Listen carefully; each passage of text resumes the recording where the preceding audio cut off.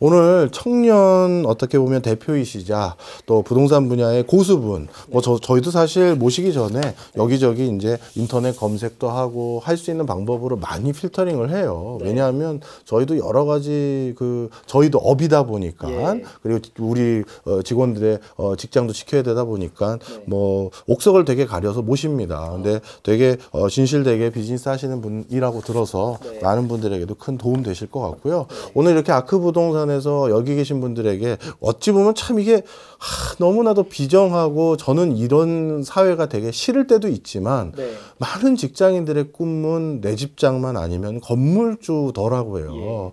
그런 분들에게 현업에서 지금 이 일을 하고 계신 분의 고견 그리고 진심 어린 말이 큰 도움 되셨으면 하는 바람입니다. 자, 그 다음에 투자 연령대는 앞서 이제 좀 많이 낮아졌다 이 얘기 해주셨어요. 네, 2017년도부터 낮아지기 시작해서 점점 낮아지는 것 같고 요즘 하셨던 것들 중에 건물 사러 나한테 찾아왔던 우리 회사에 찾아왔던 고객 중에 제일 어렸던 나이 몇 살?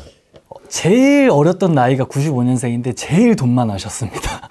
95년생이 몇 살이지? 30살 있을 거예요. 31살, 30살. 네. 얼마를 들고 오셨어요? 들고 오신 게 아니고 이미 갖고 있는 자산 자체가 1,000억이 넘어가요. 네.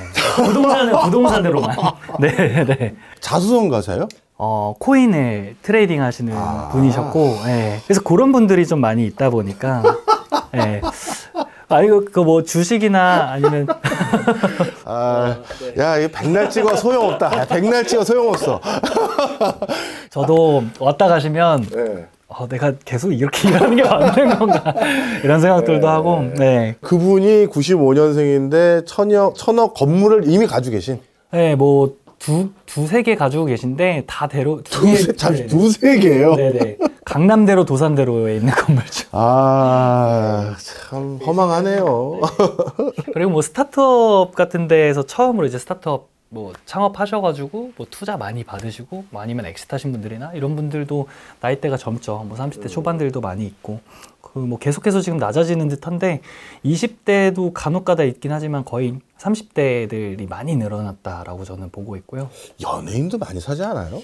연예인도 많이 사죠. 그리고 저도 연예인 중계를 굉장히 많이 하는데 저는 이제 일단은 매스컴에서 연예인 얘기는 안 합니다. 그러니까 왜 그러냐면 보호해 주시는구나. 제가 얘기하면 다른 연예인분들이 안 와요 이제 저한테. 그래요? 네, 그래서 그런 것들은 이제 저희는 꼭 건물 사원 알려주십시오. 많이 알려주십시오. 네네, 그러겠습니다. 네네.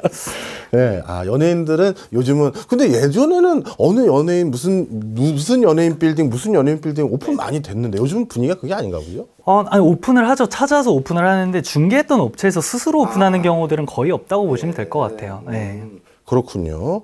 자, 그 다음에 나이 드신 분들이 혹시 지속적인 임대 수익을 통해서 생활비 좀 벌어보자 해서 찾아오시는 수요도 여전히 많이 있나요? 좀 많이 줄은 것 같습니다. 그런 수요들은. 그래서 제가 그런 수요들은 못 만난 지 꽤 오래됐던 것 같고요. 네, 대부분이 나이가 드신 분들도 요새 유튜브로 하도 많이 그런 것들을 보여주니까 시세 차익 이런 거 보여주니까 디벨롭을 하시려고 그래요.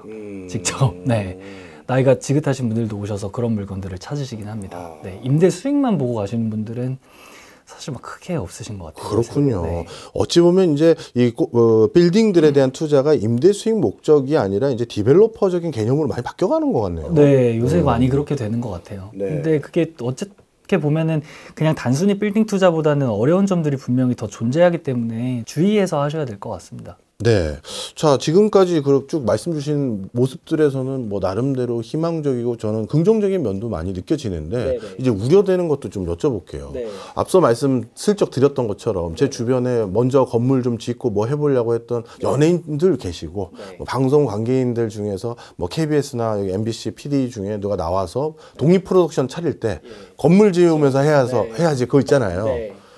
건물 짓다가 몸을 망치쳐서 그래서 사업을 못하겠다라고 할 정도로 건축행위가 너무 힘들던데 거기도 좀 얘기해 주세요. 건축행위 자체가 힘든 거는 사실입니다만 전문가들의 도움을 잘 받고 사실 그런 업체들을 선별할 수 있는 눈만 어느 정도 갖추면 그래도 스트레스는 많이 덜어낼 수 있을 거라고 생각을 합니다. 정말 좋은 설계사무소나 시공사를 만나는 게 정말 관건이고요.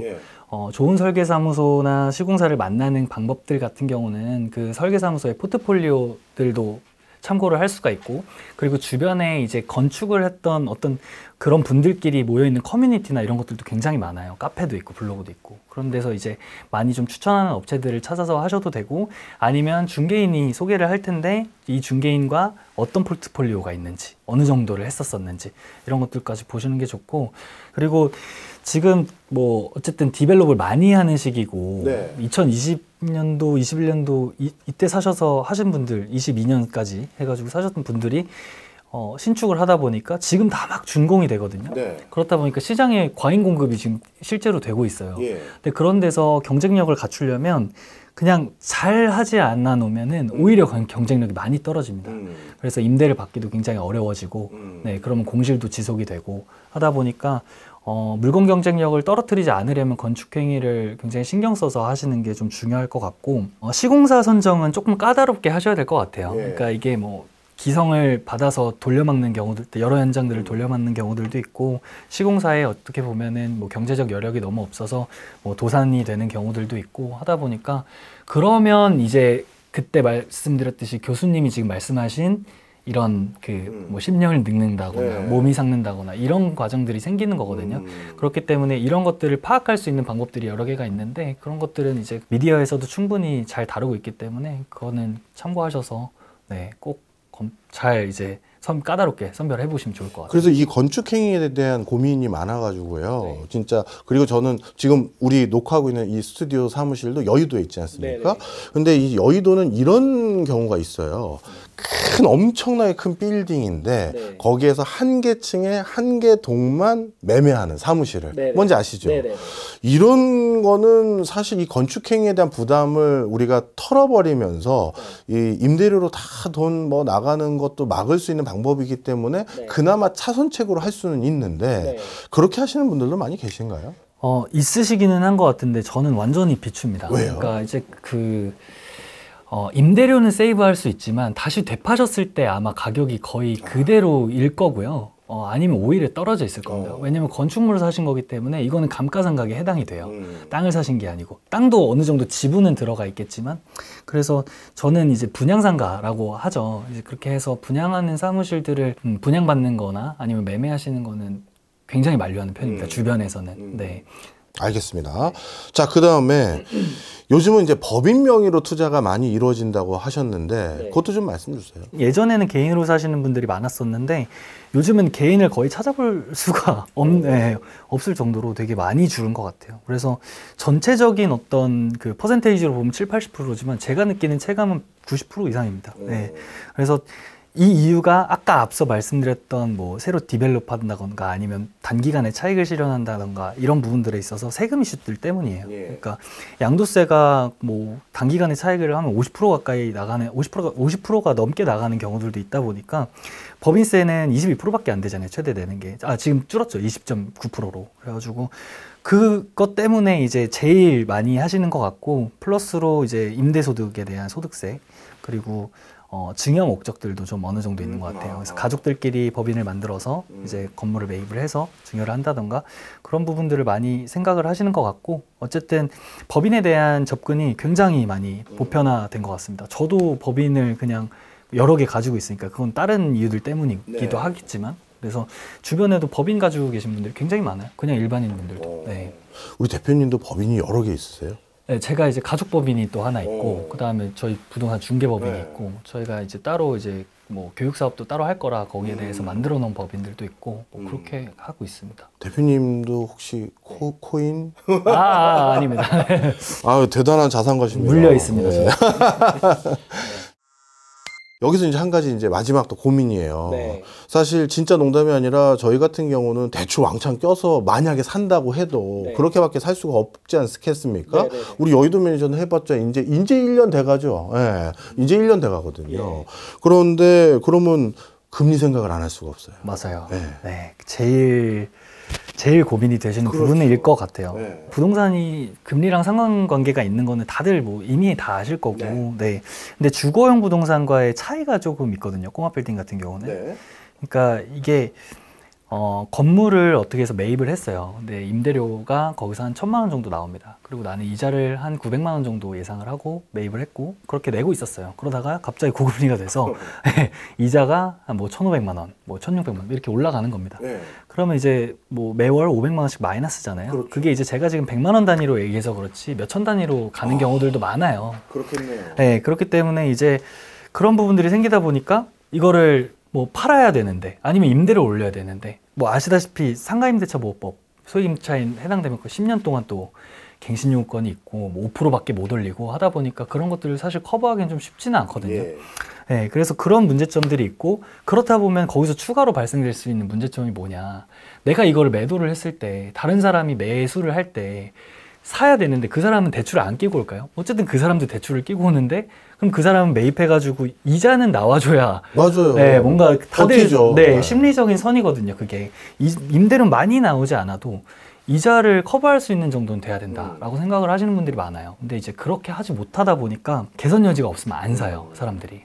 그래서 뭐 아까 말씀드렸듯이 뭐 리모델링을 한다던가 건물이 비워져 있어서 뭐 신축을 할 수 있다던가 이런 부분들이 존재한다면 매매가 될 수는 있는데 아무리 이게 공실 신축 건물을 지어놨어요. 내가 들인 돈이 있고 거기에 뭐 이자도 있고 근데 아무리 공실이 지속되더라도 이걸 임대를 맞출 수가 없는 거예요. 싸게 맞추려고 해도. 네. 싸게 맞추면 팔리지도 않고 나는 계속 마이너스를 안고 가야 되니까. 그렇다 보니까 이제 계속해서 지금 이자율 때문에 공실률 자체가 계속 높아지는 것 같고 낮춰야 되는데 못 낮추고 있으니까 뭐 저는 이제 이자율이 지금 공실을 좀 만들어내지 않나. 이게 거의 뭐 제 생각에는 PF랑도 조금 유사한 문제가 있는 게 PF도 어쨌든 간에 매입을 해서 뭐 이제 프로젝트를 진행하면서 이걸 분양하고 이렇게 해줘야 되는데 이제 수요가 딸리다 보니까 그게 안 되는 거잖아요. 예. 그리고 뭐 원자재도 상승하고 그 원가가 상승하다 보니까 마찬가지입니다. 부동산도 매입해서 짓고 그걸 임대를 줘야 되는데 그걸 낮출 수는 없고 물리적으로. 그렇다 보니까 계속해서 공실이 이자율 때문에 좀 발생하는 그런 상황인 것 같고요. 말씀 쭉 듣고 보니까 진짜 어떻게 보면 빌딩 매입의 가장 상수이자 뭐 가장 주된 변수 이 두 가지는 역시 이자 부담인데 네, 맞습니다. 그럼 이자 부담을 우리 소유자가 좀 감내할 수 있는 수준으로 낮추거나 하는 뭐 나름대로의 방법, 노하우 이것도 좀 알려주세요. 네, 근데 이미 지금 투자 방식들 자체가 예전에는 뭐 80%씩 뭐 거의 대부분이 가져갔다면 네. 좀 많이 줄여지는 형상인 것 같아요. 그래서 대출 비율을 조금 적게 가져가는 그런 현상들이 좀 생기는 것 같고요. 투자자들. 우리 대표님은 권하는 비율이 있다면 그래도 투자자들의 이 정도는 60이요. 60, 네. 대출 60. 네, 대출은 60% 정도는 갖고 가야 된다. 레버리지를 못 쓰는 거는 너무 상업용 부동산을 매입하는데 메리트가 없으니까요. 네. 그래서 저는 한 60% 정도는 쓰라고 생각을 하고 더 싼 물건을 찾게 됩니다. 사람들이. 네, 계속해서 지금 나오는 현상들이. 네. 왜냐하면 사업성이 나와야 되기 때문에. 네. 내가 매입해서 지어서 임대 줬는데 이자는 나와줘야지 하다 보니까 사업성이 계속 나와줘야 돼서 싼 물건을 찾게 되고 네. 뭐 운영을 하는 데 있어서도 조금 달라지는 점들이 있는데 임차인들을 확보하고 들어가려고 하는 현상들이 좀 있어요. 예. 네, 이게 어떤 거냐면 정말 지금 공급이 완전 과잉이 돼 있거든요. 예. 말씀드렸다시피 2022년대 신축 시작하신 분들이 지금 다 준공이 나요. 아니면 준공이 나 있거나 예. 그 전에 거래량이 굉장히 많았잖아요. 시장에 공실은 너무 많은데 그러면 내가 건물을 지었을 때 과연 임차가 들어와 줄까? 이거에 대해서 정말 고민을 많이 하세요. 그래서 하시는 분들이 테넌트를 아예 그냥 갖고 들어오시는 분들이 계세요. 뭐 공동 투자도 이렇게 할 수 있는 건데 제가 만약에 건물을 마포구에 짓는다고 하면 교수님한테 예. 같이 사자고 하는 겁니다. 교수님 한 층 쓰시고 네. 아니면 병원 한 분 데려가서 네. 병원 한 층 쓰고 네.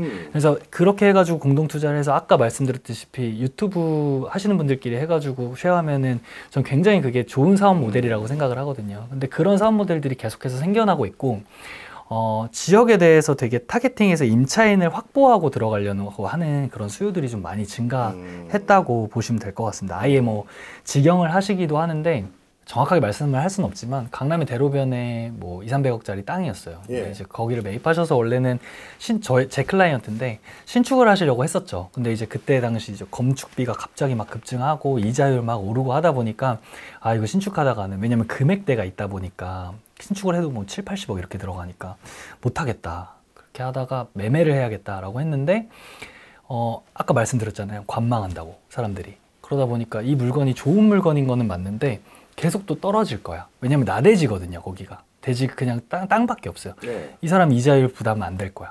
뭐 등기도 다 떼봐요. 그 사람이 얼마 대출 받았는지 이러면서 계속 만지작 하는 거예요. 시장에서 여기저기 가서 막 물어보고.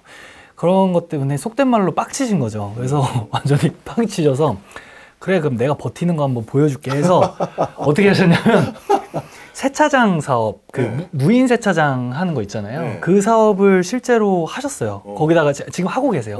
그리고 거기가 세차장이고 뒤에 후면으로 또 지상이랑도 접하는 그런 대로변 땅이어가지고 제가 이제 아는 유망한 이제 전기차 충전 업체인데 이제 그런 충전소를 공급하는 업체고 뭐 F&B도 같이 하고 그런 업체인데 그렇게 해서 가건물 2층짜리 지어가지고 1층에 세차장, 2층에 제가 말씀드린 업체 F&B랑 뭐 전기차 충전기 뒤쪽에다가 그렇게 해가지고 월세를 거의 월세라기보다는 이제 직영 수익에서 그 세차장은 직영이고 위에는 이제 임대를 주신 겁니다. 그렇게 해가지고 6천, 7천 정도는 직영 수익으로 내고 그 다음에 나머지 임대료 한 뭐 1,000만 원 정도는 임대를 줘서 내고 해가지고 한 달에 거기 이자가 지금 한 6, 7천 나오시는 것 같거든요.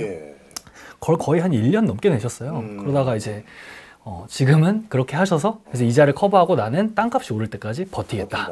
네, 그렇게 하고 계십니다. 예. 네. 참 많이 오늘 제가 이제 진짜 빌딩에 대해서 몰랐던 현업에 계신 분에게만 들을 수 있는 많은 사실을 알게 되네요. 자, 그 다음에 이제 또 고민이 되는 게 이자를 잘 납부하면서 내가 버틸 수 있다라는 대전제 조건은 임대 수익이 공실 없이 잘 진행된다는 전제잖아요. 맞습니다. 네. 요즘 꼬마 빌딩 공실도 궁금합니다. 네. 화면을 보시면 아시겠지만 이게 대형 오피스들 빌딩 같은 경우는 이런 리서치 자료들이 계속 나오거든요. 근데 이런 대형 오피스 조사 결과를 보시면 계속해서 낮아지고 있잖아요. 공실률이. 그렇네요. 네. 근데 이거랑은 완전히 상반되는 조사 결과입니다. 여기에 그 타겟은 뭐냐면 조사 대상 자체가 1,000평 이상 오피스 빌딩이에요. 네. 그리고 여기는 연면적 3편성평 미만을 소형으로 분류를 합니다. 3,000평 소형이에요? 네. 그래서 초대형은 뭐 2만 평 이상까지도 있는 거고. 네. 네, 그래서 정말 뭐 여의도에 있는 IFC 타워나 이런 타워들을 얘기를 하는 것 같아요. 그렇다 보니까 이제 그걸 보고 이제 뭐 예를 들어서 이런 방금 기사 하나 찾아주셨는데 돈 부족해도 일단 강남에서 창업되어 있네요. 이건 무슨 기사입니까? 그러니까 공실률이 많이 낮다는 겁니다. 미국 같은 경우는 이제 공실률도 굉장히 팬데믹 끝나고 나서 급증하고 하면서 상업용 부동산에 대한 리스크가 엄청 지금 화두가 되고 있잖아요. 그렇죠. 근데 저희는 오히려 오피스들은 공실률이 떨어진다라고 얘기를 하는데 거기서 말씀하는 오피스들은 지금 보시면 테헤란로라고 써 있잖아요. 테헤란로에는 꼬마 빌딩이 없어요. 거기는 이제 꼬마 빌딩이 있는 라인이 아니기 때문에 대형 오피스 빌딩의 조사 결과는 완전히 다릅니다. 그게 이제 첫 번째 이유인 거고 그리고 이제 꼬마 빌딩의 공실률이 현재 말씀드리면 지금 기점으로 굉장히 심합니다. 역대라고 저는 보여져요. 꼬마 빌딩에서는. 이유는 아까 말씀드렸다시피 2021년, 22년에 매입을 하셨던 정말 광풍으로 매입을 했잖아요. 그런 분들이 신축 정말 많이 했단 말이에요. 그런 것들이 동시에 다 준공이 나고 그럼 공급은 완전히 포화가 돼 있는 상황일 거 아니에요. 근데 수요라도 그나마 그대로였으면 상관이 없어요. 근데 이제 뭐 금리가 올라가고 경기가 안 좋아지고 하면서 뭐 스타트업들이 도산을 하고 창업을 안 하기도 하고 신규 사업을 안 하는 분들도 계시고 이게 특히 스타트업들이 문제예요. 왜냐하면 강남에 신축 건물 지으면 스타트업이 통인대 들어간다. 이게 거의 공식으로 정말 많았었거든요. 근데 다 도산하고 창업하다 보니까 공급은 엄청 늘어났는데 수요는 완전히 더 줄어버린 거예요. 더더욱 줄 여지가 있고 지금도 지금 그런 상황입니다. 그래서 그렇다 보니까 이제 공실률이 거의 역대고 뭐 제가 볼 때 이제 해결책이냐 뭐냐 이런 거 많이 얘기하시는 분들 계신데 공실에 대한 해결책은 사실 위치가 안 좋잖아요. 주택가에도 막 신축 건물 지어놓으면 통임대 들어가고 그랬었거든요. 근데 지금 아니에요. 그러면 하나예요. 임대료 인하하는 거. 근데 임대료 인하하면 아까 말씀드렸듯이 이자 그럼 나중에 팔 때도 문제가 되고 그러니까 진퇴양난인 거죠. 그렇게 하신 분들은. 그런 분들이 이제 완전히 좀 물렸다라고 보시면 될 것 같습니다. 네. 안타깝지만. 예. 여기서 좀 노하우 하나만 뿌려주고 가세요. 예를 들어서 공실률이 그러니까 공실률 걱정 안 하려면 입지 좋고 교통 요충지에 그래도 상가 건물 사면 좋다. 그건 당연한 거지만 그건 비싸잖아요. 뭐 나름대로 대표님이 요런 게 그래도 제가 가진 팁입니다. 하나만 오픈하시죠. 나머지는 뭐 고객님들이 가서 찾아뵙겠지 뭐. 그냥 저는 그냥 피해야 될 것들을 몇 개 말씀을 드릴게요. 저는 협소한 도로 조건에 있는 건물들은 좀 피하셨으면 좋겠어요. 네. 그래서 예를 들어서 막다른 도로에 접한 건물들, 뭐 아니면 사도로 진입해야 되는 그런 건물들, 뭐 차량이 통행이 안 되는, 연남동의 뭐 미로길 뭐 이런 데 있잖아요. 딱 와닿네요. 네, 그 평당가 거의 1억에 지금 육박을 하는데, 저는 이제 되게 비관적으로 보고 있는 동네입니다. 뭐 시청자들 중에 거기 건물에 있으신 분들이 있다면 정말 죄송하지만 저는 이제 그런 것들은 좀 피했으면 좋겠고요. 네. 뭐 상권이 좋을 때는 임대가 들어오겠지만 나중에 상권이 갔을 때는 거기는 아무것도 할 수 없는 그런 건물이 되거든요. 그래서 그런 부분들을 좀 피했으면 좋겠고, 일단 주택가는 피해야 되는데 두 가지가 있습니다. 바뀔 기미가 없는 곳, 네, 그리고 근생이 주변에 없는 주택가, 네, 그런 데는 꼭 피해야 된다고 생각을 하고요. 그리고 주변에 여기 500m 내에 없으면 상부층이 공실할 확률이 50% 이상 올라갑니다. 네, 그렇기 때문에 그런 부분들도 좀 참고를 해주셨으면 좋겠고, 뭐 말씀드렸다시피 그 특수한 지역들은 별개입니다. 신사청담이나 이런 데들은. 네. 그리고 건축을 만약에 하실 거라면 뭐 평수가 너무 작은 토지들, 그리고 뭐 토지 활용도가 되게 안 좋은 토지들이 있거든요. 뭐 도로에 접한 면이 되게 폭이 좁다든지, 뭐 아니면은 자료형 토지라든지 이런 데들은 건축을 해놔도 잘 안 나가요. 자료형 토지라는 게 뭐예요? 자료형 토지가 이제 네모 반듯한 게 아니고, 뭐 예를 들어 뭐 이렇게 돼 있는 토지입니다. 이렇게 뾰족 나와 있거나 뭐 모퉁이가 이렇게 뾰족하거나. 여기는 다 다른 필지들이 있는데 여기로 진입해서 이렇게 들어가야 된다. 네네, 그런 내용들입니다. 네.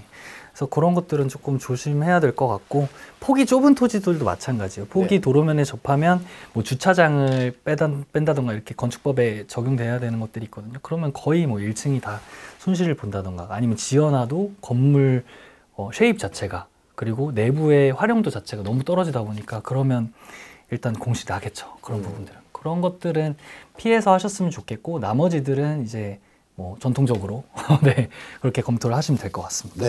네. 자, 그러면 지금까지 여러 이제 꼬마 빌딩 강의를 저에게 해주셨어요. 우리 여의도 맨션도 사옥을 짓는 부품 꿈을 실현할 수 있는 방법으로 이 분야의 현업에 종사하고 계신 전문가로서 말씀을 주셨는데, 제가 그동안 이제 배웠던 노하우를 가지고 몇 개를 짚어보면요. 양극화라는 게 이 분야에도 분명히 존재하고 있는 추세 중에 하나다 보니까 위치성에 대해서 고민을 많이 해야 된다 말씀 주셨었고요. 그 위치를 통해서 시장성을 확보하는 게 중요하다. 그 다음에 건축 행위에 대해서는 여러 가지 조심해야 될 것 두둑히 말씀 주셨어요. 시공사 선정도 까다롭게 해야 되고, 설계사도 좀 아는 회사나 좀 검증을 하는 게 좋고, 컨설팅 회사들이 물론 도움 주는 것도 있지만 그게 한계도 있는 부분도 분명히 있다라는 말씀, 이런 것들 쭉 주셨으면서 주의하라는 말씀 주셨고요.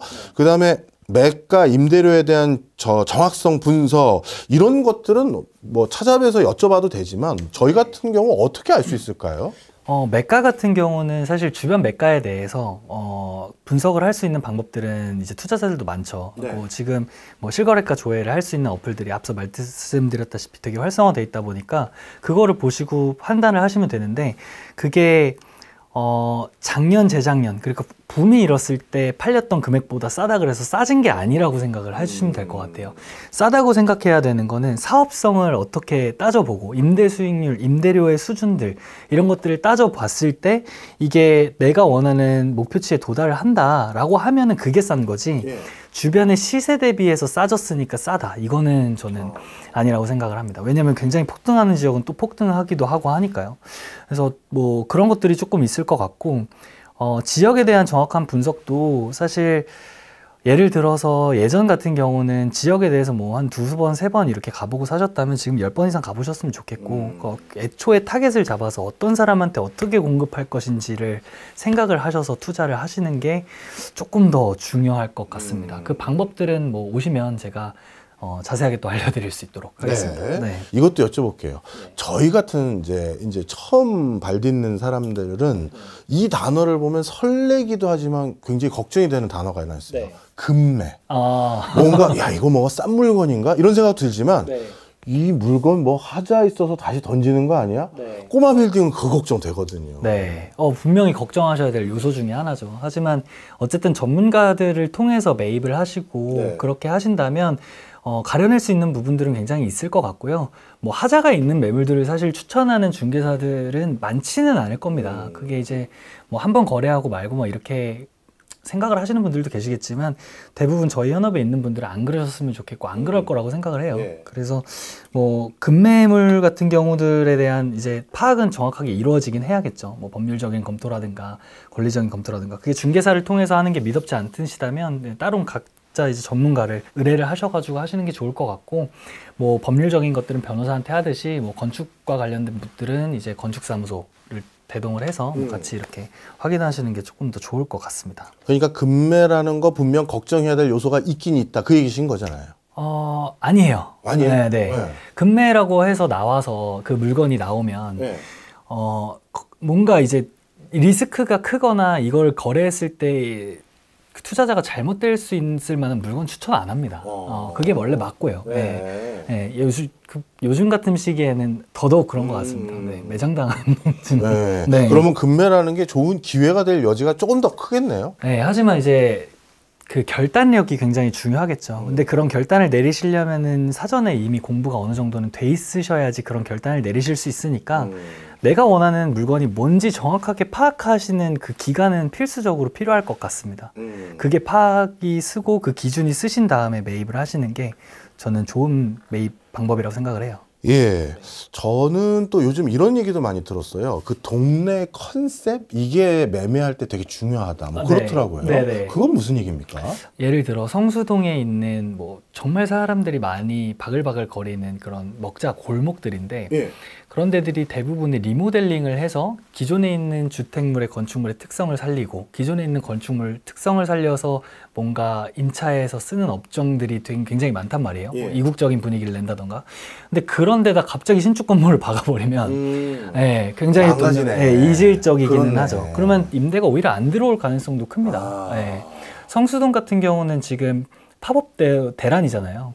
그런데 이제 그런 데다가 뭐 신축을 한다기보단 기존에 있는 건축물 굉장히 살려서 할 수 있는 뭐 임대 사업도 많고 그리고 임차인들도 사실 그런 것들을 더 선호하기도 하고요. 그 지역의 특성에 맞게 사실 건축을 하는 게 제일 좋다고 저는 생각을 하는데 강남은 일단 신축을 선호를 하죠. 네.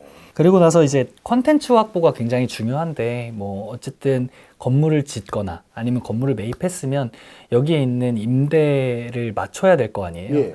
그럴 때 이제 제 생각에는 지금 그냥 임대를 예전에 구하는 형식대로 그냥 위치가 너무 좋은 지역이 아니라면 공급이 과잉 공급이 돼 있다 보니까 그냥 부동산에 내놔서 구하기는 쉽지 않단 말이에요. 그래서 뭔가 테넌트 확보를 할 때도 직접 찾아가서 컨택을 한다든지 아니면 내 건물에 맞는 임차인들이 누가 있지 해서 리스트업해서 직접 제안을 해본다든지 건물주가 네 아니면 제안을 해달라고 부동산에 의뢰를 한다든지 맡겨서 아예 네 그리고 그게 아니면 직영을 할 수도 있다라는 것까지 생각해서 건물을 매입을 하신다든지 이런 부분들 여러 가지 고려할 부분들이 많이 생긴 것 같아요. 그러니까 이전 시장에서는 생기지 않았던 문제점들인데 이게 시장이 안 좋아지니까 문제점들이 확 나타나는 지금 시기인 것 같습니다. 네. 그 말씀 컨텐츠 확보하면서 고객을 직접 유치하기도 하고 그 다음에 때로는 직영까지 고민한다 그 말씀 들으니까 저도 예전에 있었던 에피소드 하나가 생각나요. 네. 그때도 이제 유튜브를 이제 모 방송국과 같이 하나 이렇게 하기로 결정을 하고 난 뒤에 그래서 어디에다가 스튜디오를 알아볼까 하다가 또 큰 대로변에 운전하고 가는데 옆에 사무실 임대 문이 써 있더라고요. 그래서 저 건물 되게 예쁘다 해서 그냥 비쌀 것 같은데 전화 한번 드려봐야지 하고 전화를 했어요. 그랬더니 그 핸드폰 번호가 적혀 있었거든요. 예, 저 사무실 임대 때문에 전화 드렸는데요. 예, 어디요? 그래서 저는 그 어디오라는 게 무슨 단어인지 못 알아서 사무실 임대 때문에 전화드렸고요. 저는 박종호인데요? 딱 그랬어요. 아니 그게 아니라 어디요? 그러길래 사무실 임대 써놓으신데 아니에요. 그랬더니 그분이 설명한 게 제가 건물이 한두 개가 아닌데 어느 사무실 임대 그 표지판을 보고 그걸 주셨는지 그 어디인지를 얘기해 주셔야지 하더라고요. 그래서 건물이 하나라는 생각은 나의 그 선입견이었구나. 맞아요. 한 사람이 건물을 여러 개도 가질 수가 있지. 그게 일단 놀랍고. 그 다음 두 번째. 죄송합니다. 제가 어느 면 사거리 대로변 모퉁이에 있는 그 건물에 있는 거기를 보고 전화드렸거든요. 했더니, 예, 알겠습니다. 그런데 업종이 어떻게 되시죠? 물어보더라고요. 맞아요. 예. 그래서 저는 그냥 방송 이런 거 외주 이런 용역 이렇게 얘기하기도 애매하고 그 유튜브 뭐 찍고 좀 그랬더니 방송 뭐 이런 것인 거예요. 그래서 예 그랬더니 그럼 저희랑 안 맞네요. 딱 그러는 거예요. 아니 거기 비어서 임대료도 못 받고 있는 사람이 건방지게 나한테 뭐 내가 낼 줄 안 낼지 어떻게 알고 이 생각을 했는데 그래서 여쭤봤어요. 왜 저희한테는 안 주시죠? 그랬더니 거기는 병원으로 채울 생각입니다. 딱 있어요, 그러더라고요. 있어요. 네. 그런 게 있군요. 네, 엄청 많습니다. 그러니까 병의원으로 채우려고 하는 니즈들은 전통적으로도 계속 존재를 했고 지금도 존재를 합니다. 근데 그게 궁금한 게 그럼 예를 들어서 제가 단 1년이든 2년이든 큰 건물에 그래도 한 층에 일부라도 제가 들어가서 살면 그래도 임대료를 몇백은 낼 거 아니에요. 그런데 그거를 굳이 다 자기 스스로 포기하고 병원 채울 때까지 기다리는 게 더 유리한 건가요? 그러니까 그분의 어떤 의도신 거죠. 사실 근데 그렇게 해서 한 층을 만들어 버리면 그 메디컬 타워를 만들고 싶은 생각이실 것 같은데 그게 깨져버리는 거잖아요. 그래서 전체 병원을 넣고 밑에 약국을 넣고 이렇게 하고 싶으신 욕심이 있어서 그렇게 하셨을 거고 병원을 선호하는 이유는 단 한 가지입니다. 뭐예요? 뭐 겉으로 보는 그런 메디컬 타워에 대한 것도 있겠지만 임대료를 밀리지 않아요. 병원이 자리 잡으면 굉장히 오래 있습니다. 그렇기 때문에 이제 임대료를 올린다고 하더라도 올려서라도 그 자리에 계속 있는 게 병원의 특성이다 보니까. 그때 그 건물주님 저희도 한 번도 임대료 밀린 적이 없는 사람들입니다. 자 그러면 이제는 빌딩 투자에 관심이 생긴 분들이 우리 대표님 덕에 더 많고 또 자신감도 얻은 분들도 계실 것 같아요. 이런 분들에게 입문 방법이라고 해야 될지 마인드셋이라고 해야 될지 여기에 대해서 좀 조언을 주시죠. 일단 그냥 입문하는 방법에 대해서 말씀을 드리면 뭐 강의를 듣고 막 이렇게 많이 하시기도 하는데 그냥 미디어에 정말 많이 나와 있거든요. 그래서 다양한 경험을 공유하는 것들이 많아요. 그래서 뭐 유튜브나 블로그나 카페나 이런 것들이 정말 많은데 그런 것들을 가입하고 구독하셔서 좀 지속적으로 접하셨으면 좋겠고 이게 중개법인 뿐만이 아니고 그냥 개인으로 투자하셨던 분들이 하는 것들 중에서도 굉장히 양질의 정보를 얻을 수 있는 곳들이 있거든요. 미디어가 있거든요. 저도 거기서 도움을 받습니다. 현업에 종사를 하지만. 근데 현업에 종사하는 사람들보다도 사실 실제로 투자를 하시는 분들이기 때문에 그런 스토리들을 좀 보고 배워나가는 게 굉장히 좋으실 것 같아요. 도움이 많이 되실 것 같아요. 그래서 습관적으로 그런 부분들을 좀 찾아서 공부를 좀 많이 하셨으면 좋겠고 그리고 그걸 토대로 일단은 발품을 팔아서 중개업체에서 물건을 받아서 검토를 해보셨으면 좋겠고 물건을 처음에 받으면 어떻게 하실지 모르겠지만 중개인한테 물어보세요. 그런 것들도 다 알려줍니다. 친절하게. 그래서 물어보고 실제로 나가서 임장도 해보고 정말 100개만 봐도 사실 이런 물건을 사야 되겠구나 이런 생각은 어느 정도는 드실 거예요. 그리고 뭐 온오프라인으로도 조사를 좀 많이 해보시고요. 뭐 제가 회사 자랑을 좀 너무 안 했다고 하시니까 한 가지 어플 드리면 저희 플랫폼 중에 저희도 이제 저희 중개법인에서 운영하고 있는 아크맵스라는 플랫폼이 있습니다. 매일 1일 뉴스도 내보내서 계속 도움되는 것들을 푸시로 받아보실 수도 있고 그리고 추가로 저희 시스템이랑 저희 중개법인이 쓰는 그 시스템이랑 연동이 돼서 자체 시스템이거든요. 저희가 개발한. 그래서 그거랑 연동이 돼서 그런 물건들이 그냥 저희가 이쪽에서 매가가 조정이 되면 거기서도 매가가 조정되고 그러니까 모든 것들을 다 보여드릴 수는 없지만 일부분들 공개되는 매물들도 있으니까 그런 부분들도 참고하셔서 보시고 거길 통해서 뭔가 상세한 자료를 받고 싶다 하시면 자료 요청도 가능하거든요. 주거 같은 경우는 어딜 가도 뭐 비슷한 매물들이 다 있지만 여기는 저희만 가지고 있는 그런 매물들이나 이런 것들을 공유를 할 수가 있기 때문에 좀 많이 이용해 주셨으면 좋겠고 뭐 다른 데들도 정말 많이 발품 팔아서 좀 보셨으면 좋겠습니다. 근데 역시 투자는 결심이 필요하더라고요. 맞습니다. 투자는 진짜 저는 과감한 결정이 좀 필요하다고 생각을 하는데 그거를 하려면 일단 학습이 돼 있어야 됩니다. 예, 그리고 본인이 뭘 하려고 하는지 좀 정확하게 알고 있어야 돼요. 본인 자신이.